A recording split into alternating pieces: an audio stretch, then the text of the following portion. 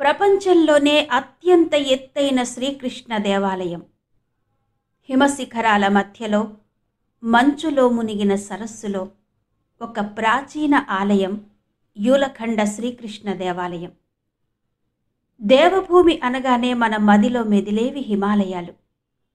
సహజ సౌందర్యానికి ఖచ్చితమైన ఉదాహరణ హిమాచల్ ప్రదేశ్. దట్టమైన అడవులు, ఎత్తైన కొండలు, అగాధమైన అందమైన లోయలు, నిత్యం ఆసక్తితో ఆరాధనతో ఆశ్చర్యంతో తిరిగే పర్యాటకులతో నిండి కళకళలాడుతూ, ముఖ్యంగా వెండి వెన్నెల విరబోసినట్టు, మంచు దుప్పటి కప్పుకున్నట్టు, తెల్లటి పిండారబోసినట్టున్న పర్వత సముదాయం హిమాలయాలు. ఆ హిమాలయాలలో అత్యంత అందమైన లోయ కిన్నౌర్. హిమాచల్ ప్రదేశ్లోని 12 జిల్లాలలో ఒకటి కిన్నౌర్. ఆ కిన్నౌర్లో అత్యంత అందమైన లోయ రోరా. ఆ రోరా లోయలో 3895 మీటర్ల ఎత్తులో అందమైన యూలఖండ సరస్సు.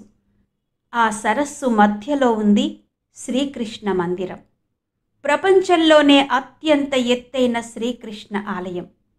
ఈ వీడియోలో వరల్డ్స్ హైయెస్ట్ శ్రీకృష్ణ టెంపుల్ విశేషాలు తెలుసుకుందాం. వీడియో మాత్రం స్కిప్ చేయకుండా చూడండి. మరి వీడియోలోకి వెళ్లే ముందు వీడియోని లైక్ చేశారా? ఇంకా చేయలేదా? ఇంకెందుకు ఆలస్యం, ఓ లైక్ కొట్టేయండి. ఇలాంటి అరుదైన అద్భుతమైన ఆలయ విశేషాలు తెలుసుకోవాలంటే మన ఛానల్ని తప్పకుండా సబ్స్క్రైబ్ చేసుకోండి. వెంటనే వచ్చే బెల్ బటన్ కూడా క్లిక్ చేస్తే మన ఛానల్ అప్డేట్స్ అన్నీ మీకు నోటిఫికేషన్గా వచ్చేస్తాయి. మరి హిమాలయ సానువుల్లో మీరేవైనా ఇలాంటి అరుదైన అద్భుతమైన ఆలయాలు చూసారా?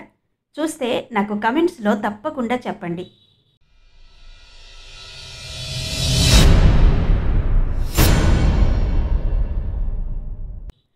శ్రీకృష్ణ అనగానే వెంటనే మనకు గుర్తుకొచ్చే ప్రాంతాలు మధుర, ద్వారక లాంటివి. అయితే వెంటనే జ్ఞాపకం వచ్చే ఆలయాలు ఉడుపి, గురువాయూర్ లాంటి ఆలయాలు. అయితే ఎక్కువ మందికి తెలియనిది దేవభూమిలో అలరారుతున్న అద్భుతమైన ఆలయం యూలఖండ శ్రీకృష్ణ ఆలయం. హిమాచల్ ప్రదేశ్ లక్షలాది మంది భక్తులను ఆకర్షించే శక్తిపీఠాలతో సహా అనేక దేవాలయాలకు నిలయం.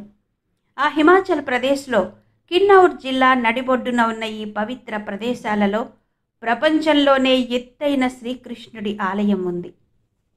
అడవి పువ్వులతో కప్పబడిన మార్గాలు, పచ్చటి పచ్చిక భూములు, నిశ్శబ్ద జలపాతాల గుండా వెళ్లే మార్గంలో హిమాచల్ ప్రదేశ్ రాష్ట్రంలో కిన్నౌర్ జిల్లాలో రోరా లోయలో సముద్ర మట్టానికి 12,000 అడుగుల ఎత్తులో ఉన్న ఈ పవిత్ర సరస్సు యూలఖండ సరస్సు.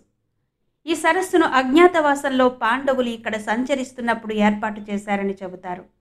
ఆ సరస్సు మధ్యలో ఉంది సుందరమైన కృష్ణయ్య ఆలయం, ప్రపంచంలోనే ఎత్తైన శ్రీకృష్ణుడి ఆలయం.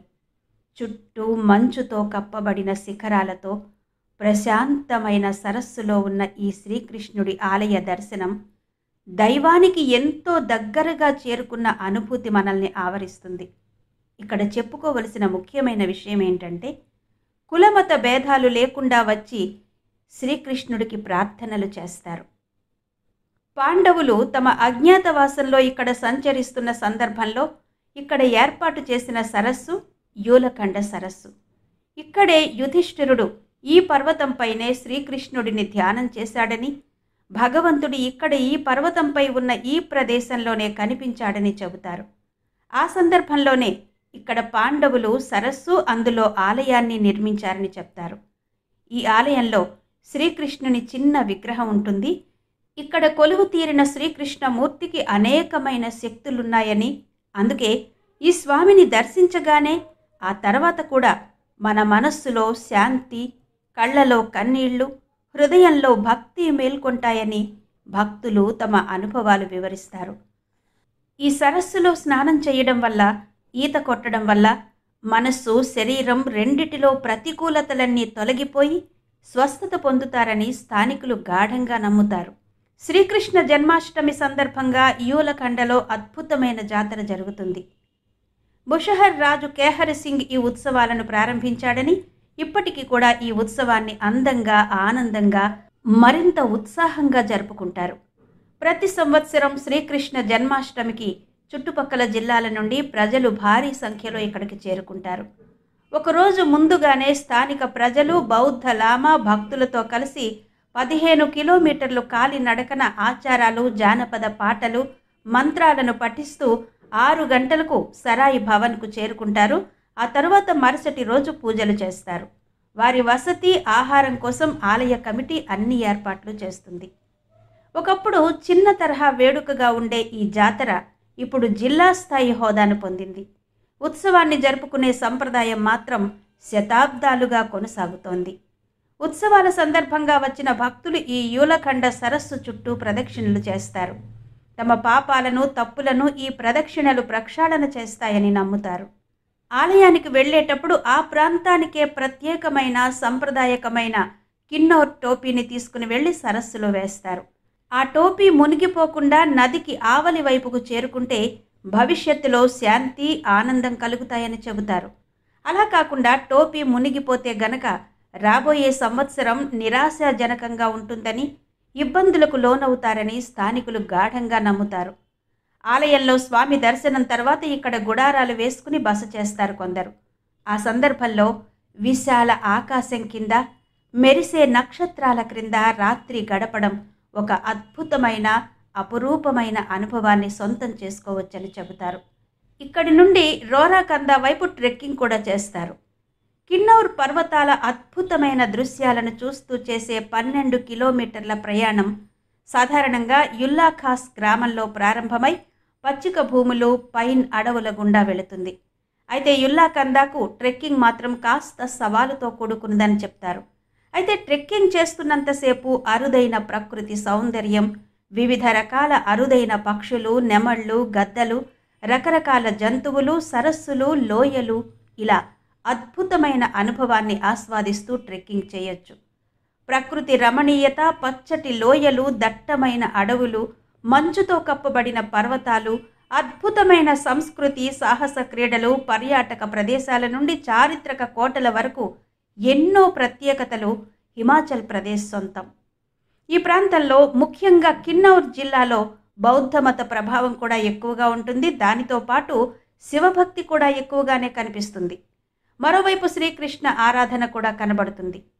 ఆలయానికి చేరుకోవాలంటే కిన్నౌర్లోని తాప్రి నుండి 15 కిలోమీటర్లు కాలినడకన పర్వతం ఎక్కి వెళ్ళాలి. ఇక ఈ ఆలయానికి ఎలా వెళ్లాలో చూద్దాం. విమాన మార్గం ద్వారా వెళ్ళాలి అంటే యూలకందాకు నేరుగా విమానాలు లేదా రైళ్లు లేవు. సిమ్లా నగరానికి 25 కిలోమీటర్ల దూరంలో ఉన్న సిమ్లా విమానాశ్రయం సమీప విమానాశ్రయం. అక్కడి నుంచి స్థానిక బస్సులు లేదా ట్యాక్సీల్లో ఆలయానికి చేరుకోవచ్చు. రైల్వే మార్గం ద్వారా వెళ్ళాలి అంటే ఇక్కడికి సమీప రైల్వే స్టేషన్ కల్కా. ముందుగా ఢిల్లీ నుండి కల్కాకు రైల్లో ప్రయాణించాలి. కల్కా నుండి సిమ్లాకు వెళ్ళాలి. ఈ మొత్తం ప్రయాణం 10 గంటలు పడుతుంది. తర్వాత సిమ్లా నుండి రెకాంగ్పియోకు 230 కిలోమీటర్ల దూరం బస్సులో ప్రయాణించాలి. ఇక రోడ్డు మార్గం ద్వారా వెళ్ళాలి అంటే ఢిల్లీ నుండి రెకాంగ్పియోకు నేరుగా బస్సులో ప్రయాణించవచ్చు.